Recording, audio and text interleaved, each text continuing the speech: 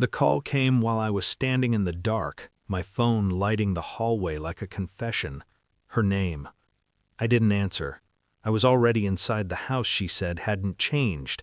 The air smelled wrong, cleaned too recently, like someone had erased fingerprints from memory. My shoes made no sound on the hardwood she swore she never refinished. I stood there, listening to the hum of the refrigerator, the slow tick of the wall clock, each second steady, innocent, rehearsed.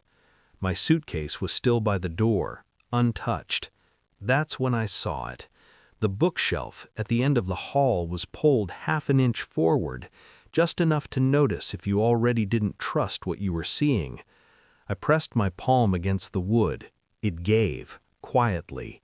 A hinge whispered. A room breathed back at me. No windows, soft light, a bed that wasn't ours. Shoes I didn't recognize lined neatly beneath a chair, like they belonged there, like they'd been waiting for me.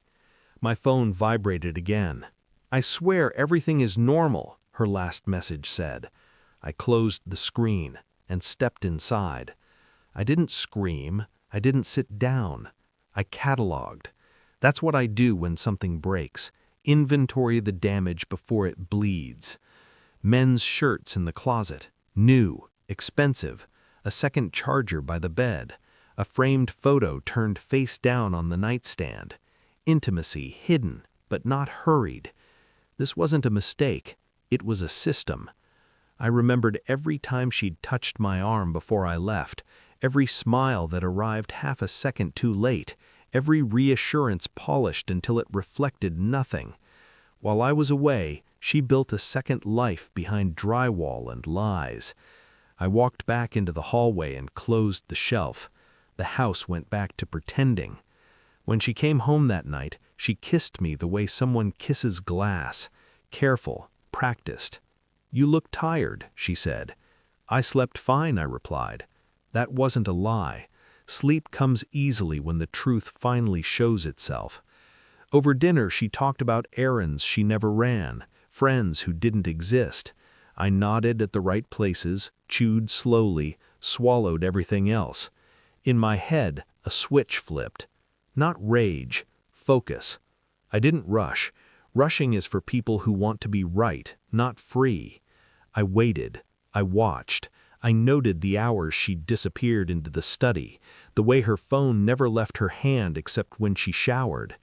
I copied the backup from our shared cloud, messages archived, not deleted, a pattern of visits that matched my travel calendar with surgical precision.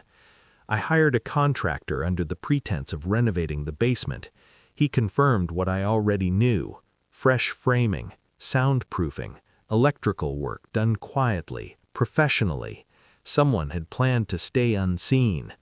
I pulled financial records, rent payments disguised as home improvements, a second insurance policy I wasn't listed on. A name surfaced again and again. Ethan. I found him online. Married, or so his profile said. He smiled the way men do when they think the world is a stage built just for them. I stayed calm. Calm is a weapon. The night the final confirmation came, she was folding laundry, domestic, tender. I placed the folder on the table between us. Printed messages, photos, the contractor's report, the keycard log from the smart lock she forgot to disconnect. She stared at the papers like they were written in a language she'd almost mastered. "Say it," I said. Her mouth opened, closed. I slid one photo forward. The hidden room, the bed, her reflection caught in the mirror, naked except for the lie.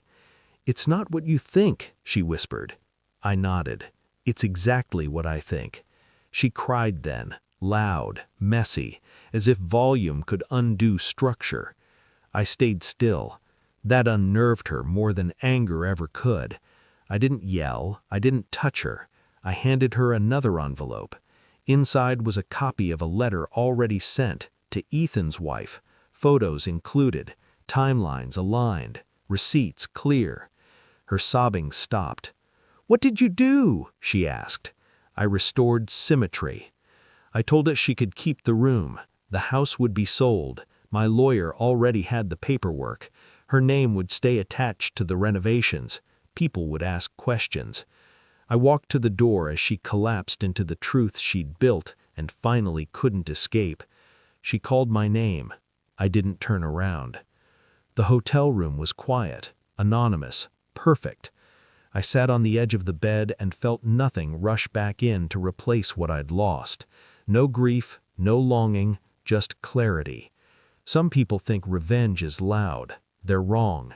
The most devastating kind is when you leave them alone with what they've done and remove yourself from the equation entirely. I didn't destroy her.